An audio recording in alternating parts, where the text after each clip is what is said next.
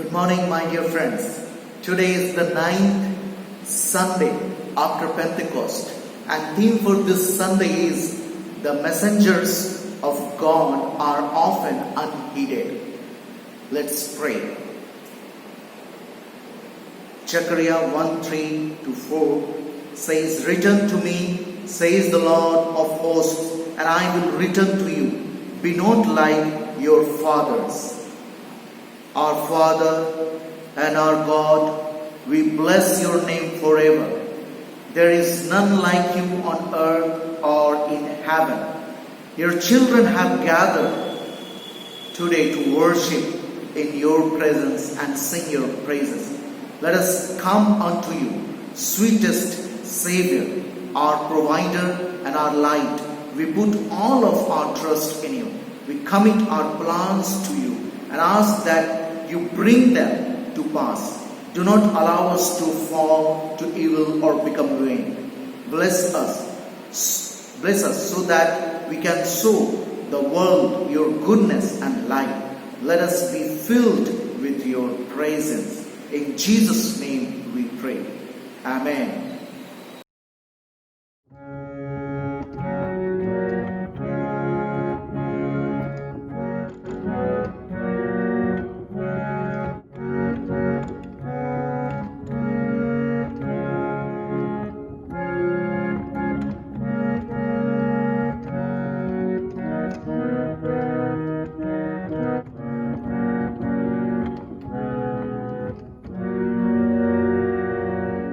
Oh, for 1,000 tongues to sing my great Redeemer's praise, the glories of my God and King, the triumphs of His grace.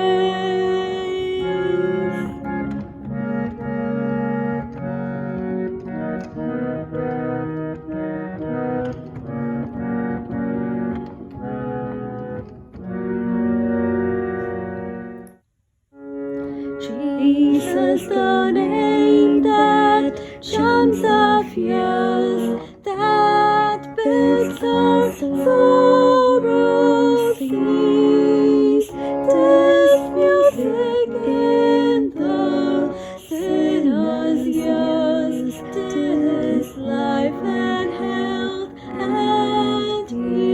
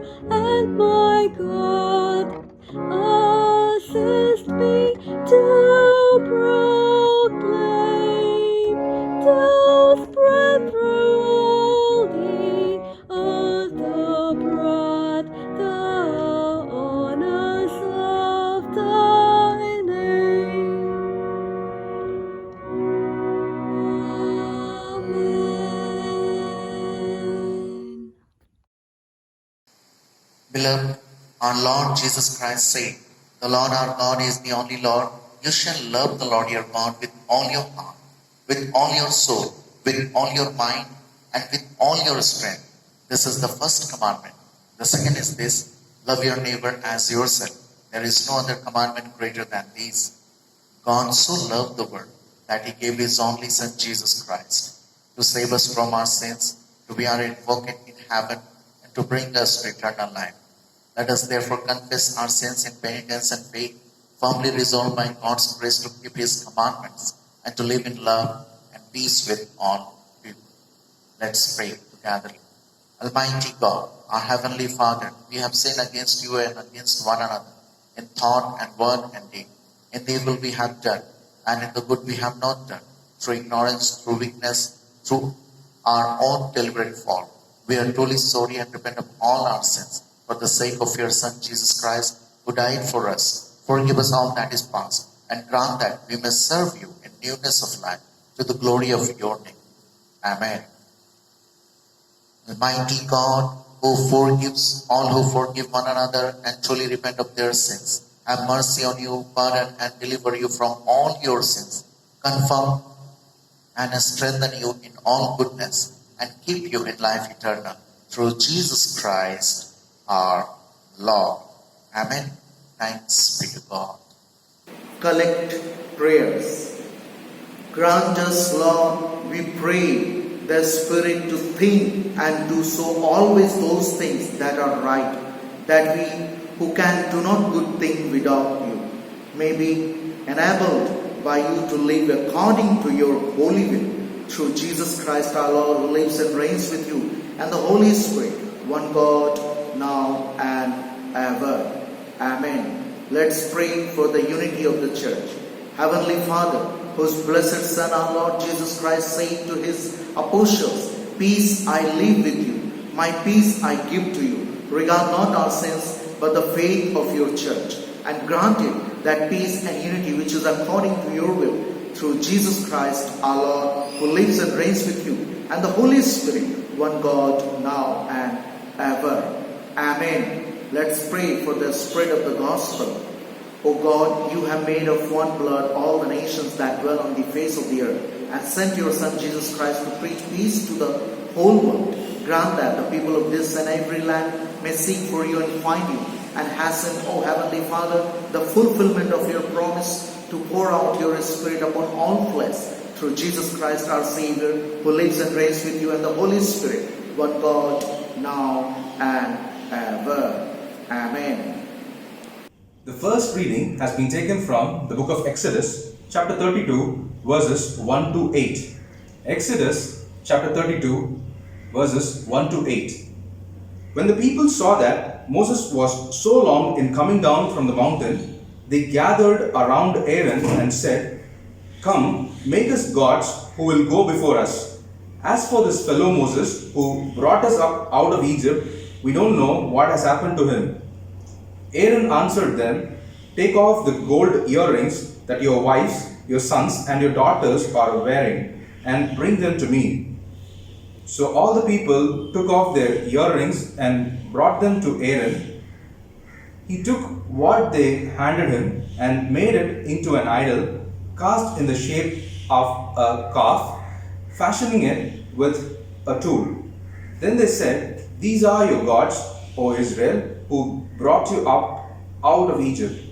When Aaron saw this, he built an altar in front of the calf and announced, "Tomorrow there will be a festival to the Lord."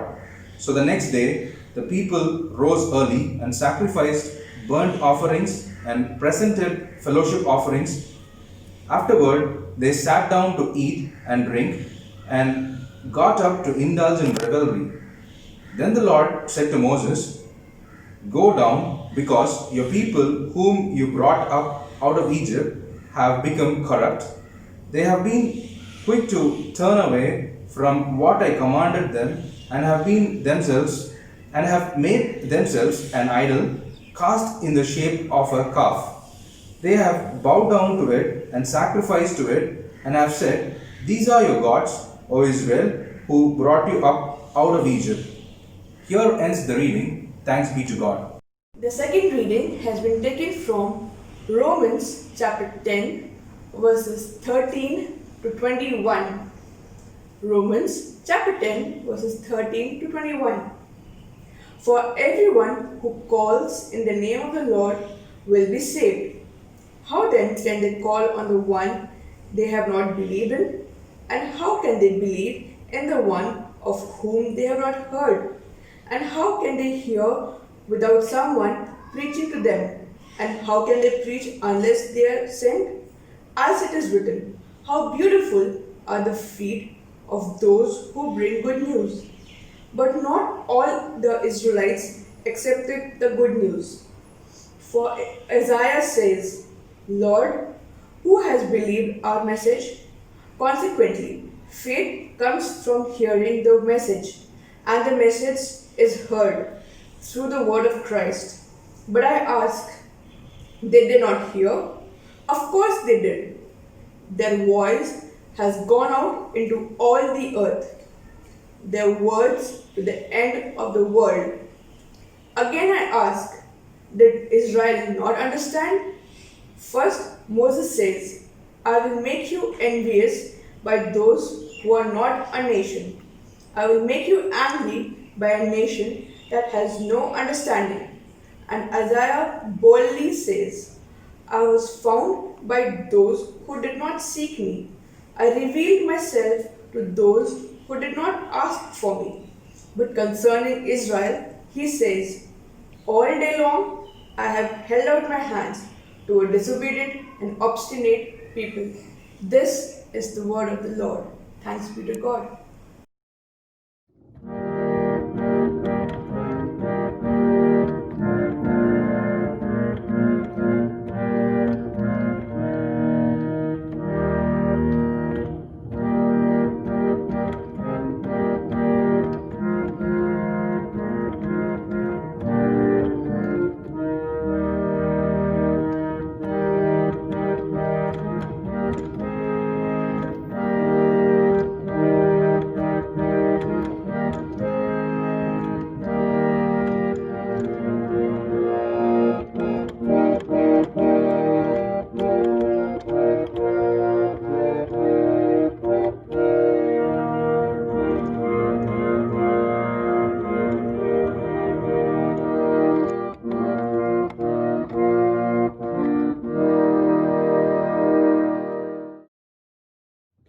Sing them over again to me, wonderful words of life. Let me more of their beauty see, wonderful words of life.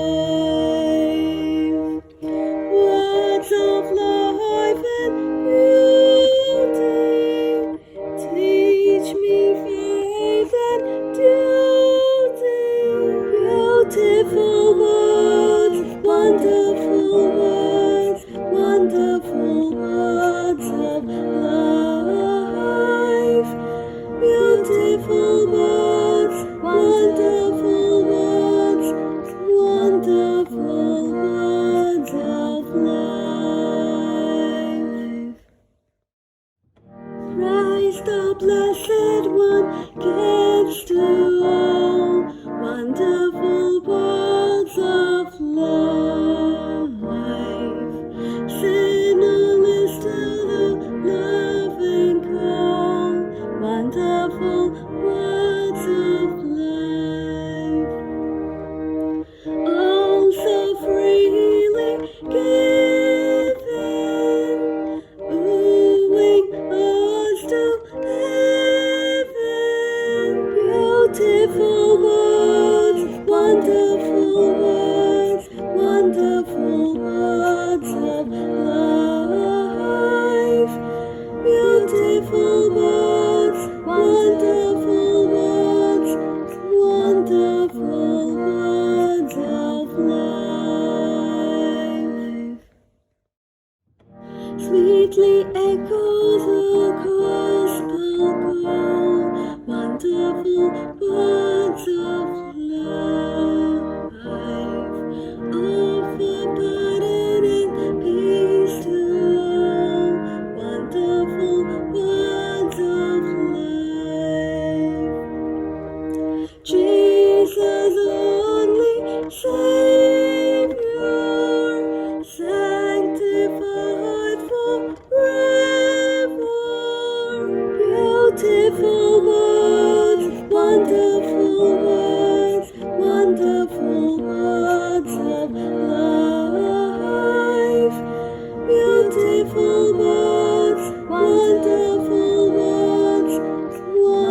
wonderful words of life.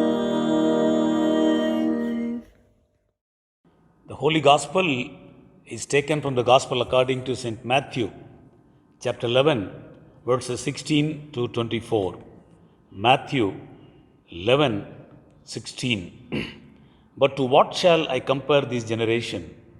It is like children sitting in the marketplaces and calling to their playmates, "We played the flute for you, and you did not dance.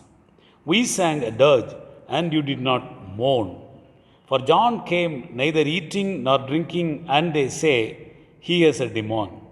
The Son of Man came eating and drinking, and they say, Look at him, a glutton and drunkard, a friend of tax collectors and sinners. Yet wisdom is justified by her deeds."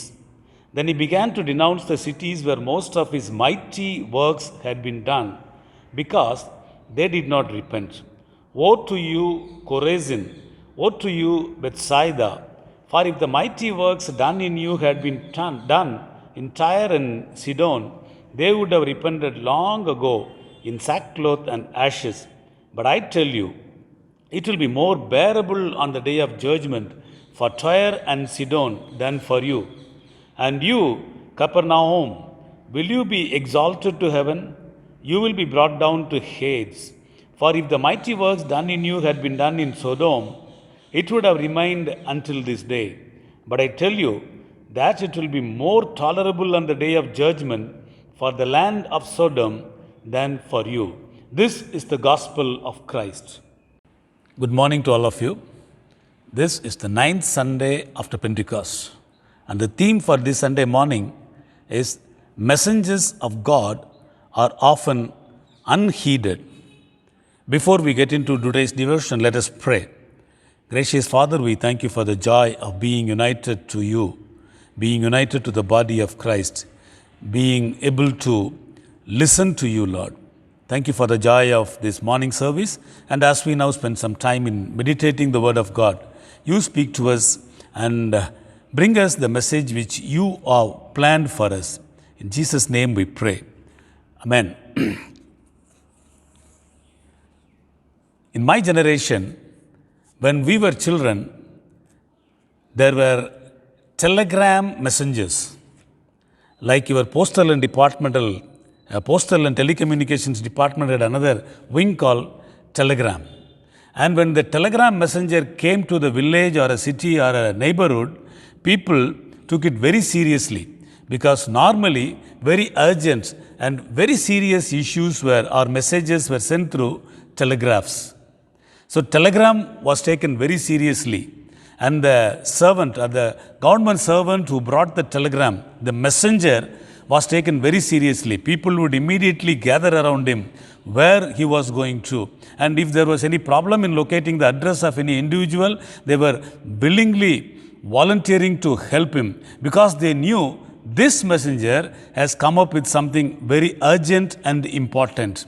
Now, we have electronic messengers in Facebook, WhatsApp and all the social media, and we have got fast forward so many things. There are kilometers and kilometers of messages in our inbox that the most important ones are always hidden. They sunk deep inside. We have to go below.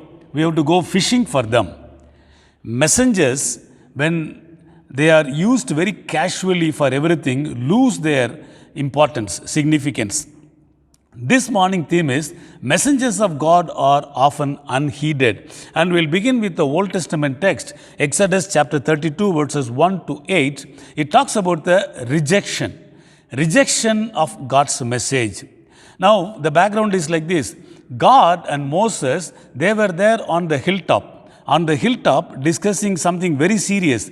They were talking about the sanctuary of God, how it was going to be built, what kind of furniture it would be, what are the interior decoration it would be. All the details were given to Moses in the hilltop, and the people down on the plains, they were playing with idolatry. When God was giving the details and the furniture of the tabernacle or the sanctuary, there was one thing very serious, one thing very important. There was not an image inside.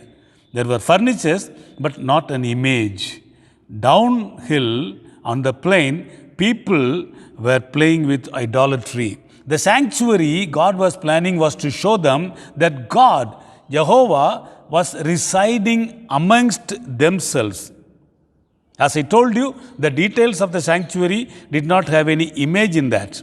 If you remember, weeks ago, in Exodus chapter 20, weeks ago God spoke to them. God spoke to them directly from Mount Sinai, and He said that I am your God. There is no other God. Exodus 20 verse 4, it says that you are not to make for yourselves any image, a carved image, any idol you are not supposed to make. And He repeated that again in verse 23. Chapter 24 verse 7, the people took a pledge. All that the Lord has spoken, we will do and obey. That is what they committed. But now, they have forgotten everything. Moses went up and he is not coming down. It's a long time. And say that they thought that we have to now make an idol or a God for ourselves. And they chose to go for an idol. Now, idol, it is a material.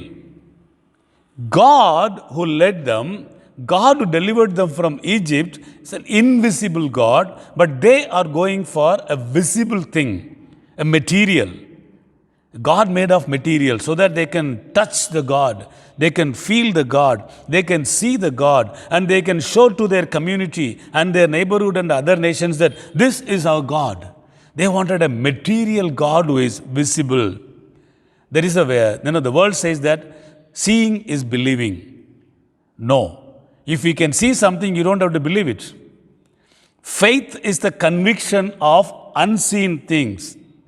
God is invisible and we need faith to relate to Him. The world has the temptation of seeing God because there is no element of faith if we can see God. They were going for an idol because God was invisible for them. They wanted a visible God whom you can touch and feel. Something which they could understand by their sensory organs. Material idol and a manageable idol.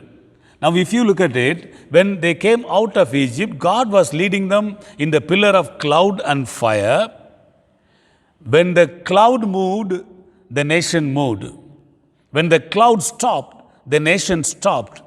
God was directing them. But then if they carry an idol, this idol cannot move. This idol cannot direct them. They can carry them whenever they want. They can move whenever they want. They can stop wherever they want. They can choose whichever route they could do. So they wanted a controllable God, a manageable God, a God who would suit to their convenience. Now, this is something which we also indulge in these days. We want God suitable to accommodating to our conveniences. Whatever is convenient to us, that is what God should do. And we most of the times try to direct God. We want to control God. That is what they were doing. In an idol, it was material, it was manageable. And then that idol was made in the image of a calf, young bull. Now, why bull? Now, that bull was a common icon or an image in most of the ancient religions. And in Egypt, they had seen lots of this kind of bulls. Bull, young bull, was a sign of virility, fertility, prosperity. The more cattle you have, the more prosperous you are. And to have more cattle, to increase the population of the cattle, you need to have fertility and virility. That is what they saw in the young bull. And they made a calf. They went and told Aaron, give us the God. And Aaron said, okay, bring all the gold which you brought plundered from Egypt. And they gave all the gold. And he molted. The Bible says very clearly molted, even though later on he said that I put the gold inside that fireplace and it came out like this. No. The Bible says that he molded it. They saw, Aaron saw, this is the Lord who brought us from Egypt. They saw, satisfied with their sensory organ, with their eye. They saw. This is all they wanted. They wanted to see God because in the Mount Sinai when he spoke, they were not able to see. The God, awesome God, the terrible God who was shown in lightning and thunder and fire, they said that, no, we are not able to stand in front of this God. Moses, you go up. You go and see this God. We can't stand. Now they are satisfied because they are able to see the God in front of them. Saw. Sensory. And then Aaron went one step ahead and said that tomorrow we will celebrate a holy feast for our Lord. Celebration. Sensational. And at the end of that sensational celebration, they were very sensual. They started getting up and playing. They just imitated all the immoral acts which they saw in the religious celebrations of Egypt. Therefore, they were rejecting the commandments of God and they were influencing by what they had seen. God told very clearly, no idol for you, no image for you, nothing. And they just violated it. They rejected what God told. And came the retribution. Rejection always has the retribution. Exodus chapter 32 verse 7, God says that, Moses, your people, in front of Pharaoh, when Moses was pleading, he said that God says, let my people go. The my people have become now your people to Moses. God disowns the relationship. When the rejection leads to retribution, there is a breakup or breach in the relationship. Verse 10 of Exodus 32, it says that it talks about the wrath, anger, burning, consuming, melting. Romans chapter 10, we heard in the second reading, 17th verse says that faith comes by hearing the word of God. And further it says in the 19th verse, when you fail to listen to God, when you fail to respond to what you hear, it talks about provoking the anger. Deuteronomy 32:21, Paul refers to that only. When we don't respond to what we hear, it provokes the anger of God. Romans 10:21 calls Israel as the disobedient and rebellious people. Every rebellion has its retribution. It does not go unnoticed. Now Matthew's gospel, the gospel passage which we read, Matthew 11, it begins like this, the 16th verse. To what shall I compare this generation? It is like children. It is like, marketplace. In the marketplace, after the shops are shut, when the traders wind up and they go, the children gather there and play. What games they play? They play the games of wedding. They say that, okay, we'll play the flute and the instruments. Your other team, you dance for us.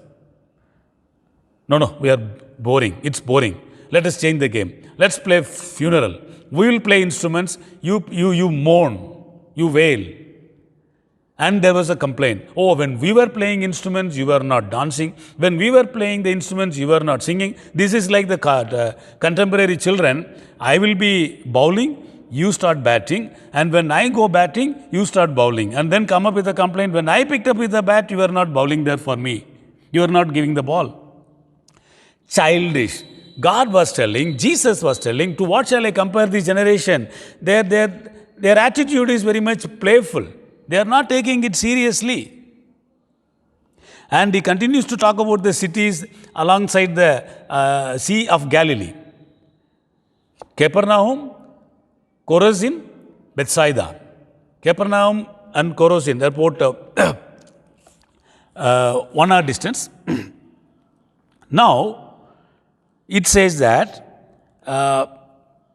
the mighty works had been done. Where most of his mighty works had been done, they did not repent. We don't see any mighty works in Chorazin or in Bethsaida recorded in the gospel.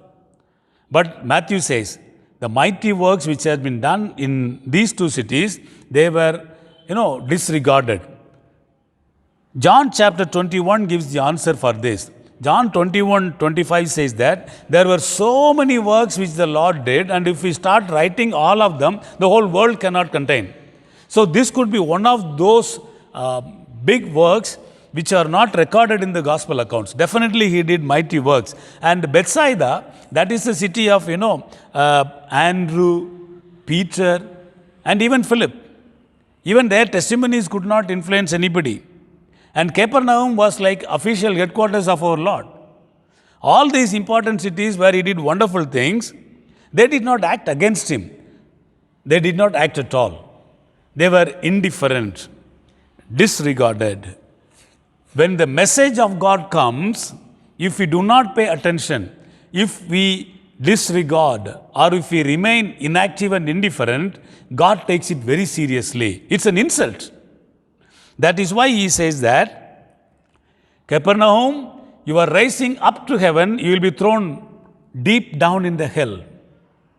For Chorazin and Bethsaida, he says that your judgment will be more severe than the judgment which was given to Tyre and Sidon. Capernaum was compared even more wicked than Sodom. The indifference and disregard, they are seriously viewed, and they are taken as more wicked than Tyre and Sidon. Ezekiel 26 and Jeremiah 27, it gives a detailed description of the punishment for these two cities. Now, there is something more which I would like to share. 6th of this month is the Transfiguration Day. The church universally celebrates the Transfiguration of our Lord Jesus Christ.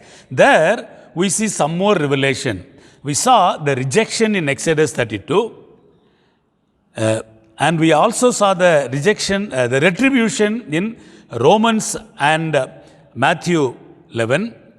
Quickly we will move to Matthew 17, the transfiguration incident, the historical, the glorious transfiguration. Luke chapter 9, Mark chapter 9 and Matthew chapter 17, they record this. Now, we all know what happened in the transfiguration on the mountaintop. What was the purpose behind it? Was Jesus Christ trying to be sensational? Was he trying to show off? No. You have to see the background. Matthew 16:21, not 17, just the previous chapter, it tells Jesus was foretelling the kind of death which he was going to undertake. Peter rebuked and got scolded by Jesus Christ with the very harsh words, "Get away from me, Satan." When he foretold about the cross, Peter and the other disciples were not willing to take it.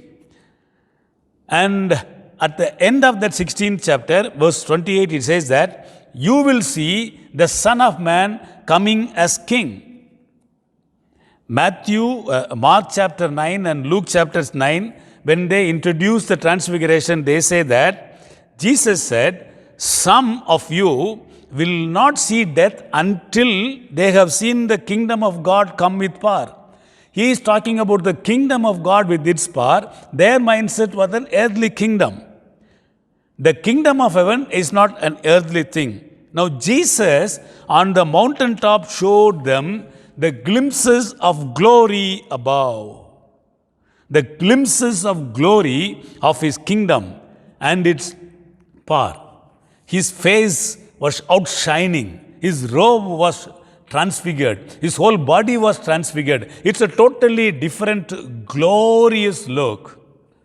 That is what everybody would be there in the kingdom. That is about the kingdom of God. And the people, the purpose is to show them the kingdom, its power. And the people who came down was Moses and Elijah. Moses, the lawgiver, Elijah, the great prophet. If you remember carefully, when Jesus used, the phrase which Jesus used to describe the Holy Scripture was the law and the prophets. In his time, the Scripture was called as the law and the prophets. Here stands the lawgiver and the prophet. The whole of Old Testament Scripture comes to testify, to witness the God of New Testament, the Son, God the Son, going to accomplish something.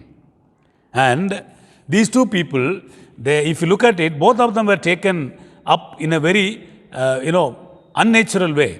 Moses' burial, God himself did. No man saw his death and the burial. Elijah was caught up in the air, alive and above now. And what were they discussing? They were talking about the departure. They were talking about the departure, the Exodus. The one who led the Exodus from Egypt, he is now talking or discussing the departure or the Exodus of believers from the earth through the cross.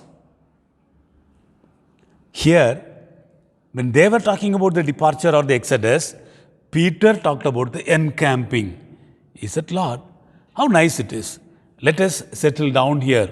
Let us make tents. The heavenly kingdom is not an earthly consumable. It is not for earth's consumption. Peter did not understand.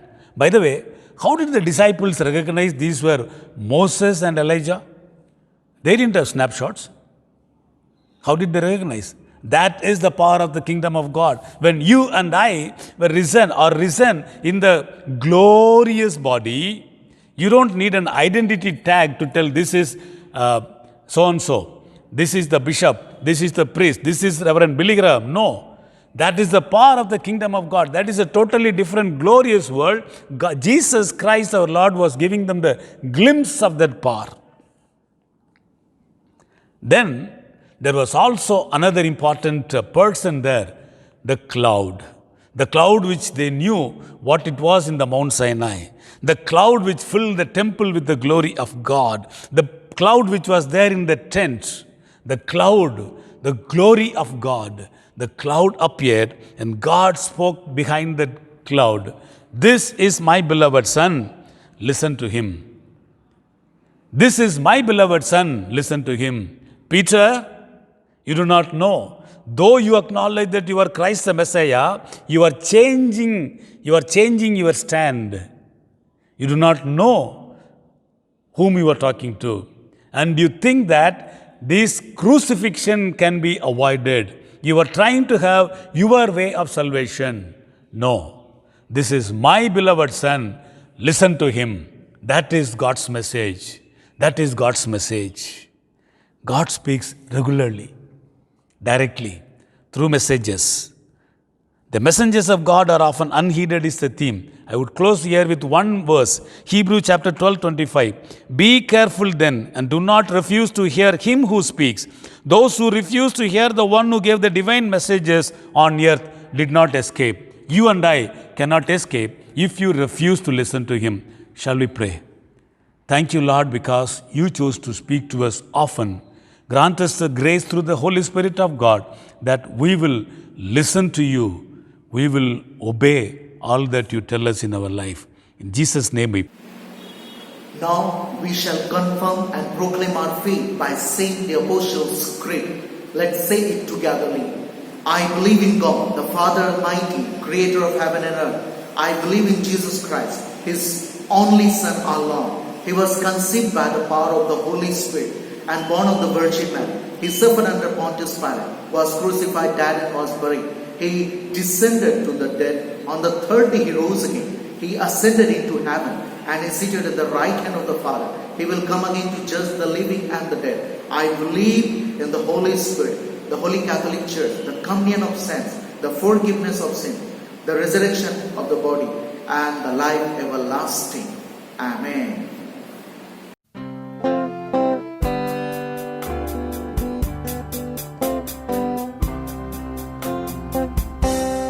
Loving God, loving each other, making music with my friends. Loving God, loving each other, and the story never ends.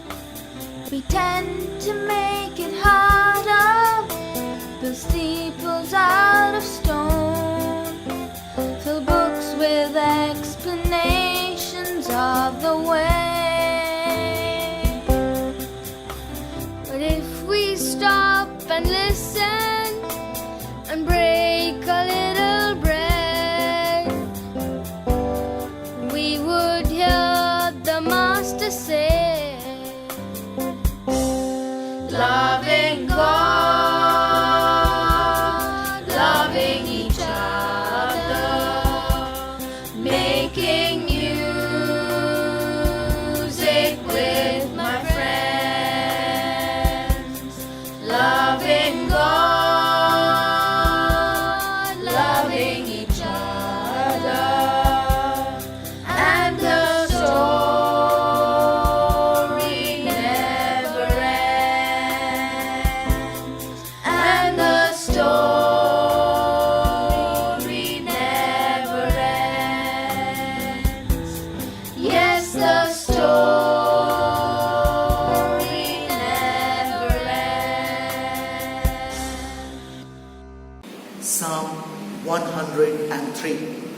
Bless the Lord, O my soul, and all that is within me, bless his holy name. Bless the Lord, O my soul, and do not forget all his benefits, who forgives all your iniquity, who heals all your diseases, who redeems your life from the pit, who crowns you with steadfast love and mercy. Glory to the Father, and to the Son, and to the Holy Spirit, as it was in the beginning, is now, and shall be forevermore. Amen. Let's pray. Heavenly Father, we pray for those who are celebrating their birthdays. Heavenly Father, please bless them. Dear Lord, please protect and guide them as they continue along the path you have chosen for them. Give them the courage to follow in your light and feel your love wherever they go.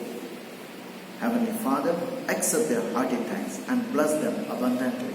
We pray for those who are celebrating their wedding anniversaries. Lord, help them to remember when they first made the strong love that grew between them, to work that love into practical things, so nothing can divide them.